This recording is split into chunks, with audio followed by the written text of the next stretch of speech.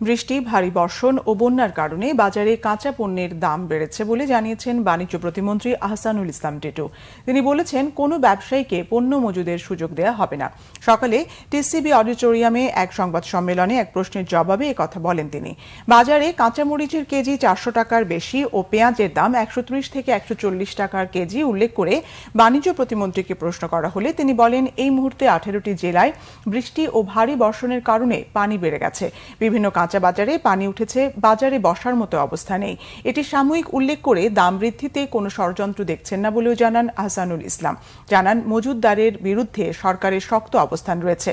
কোনো ব্যবসায়ীকে মজুতদারি করে পণ্যের দাম বাড়াতে দেওয়া হবে না বলেও জানান বাণিজ্য প্রতিমন্ত্রী। যেহেতু আবার পেঁয়াজের দাম বাড়ছে, বর্ষার কারণে হয়তো দাম বাড়বে। আমরা পেঁয়াজটা আনার জন্য আবার চেষ্টা অলরেডি 1 মাস ধরে করছি। ভারতে নতুন সরকার আসার পরে তাদের এই প্রক্রিয়া একটু সময় লাগতেছে। আমাদের পররাষ্ট্র মন্ত্রী মহোদয় এই মুহূর্তে ভারতে আছে, আমাদের কমার্শিয়াল কাউন্সিলর অ্যাম্বাসেডার তারা কাজ করছে। আমরা আশা করি ওইখান থেকেও নিতে পারবো। তেলের ব্যাপারেও আমাদের মালয়েশিয়া, ইন্দোনেশিয়া সহ বিভিন্ন দেশের সাথে কথা হচ্ছে।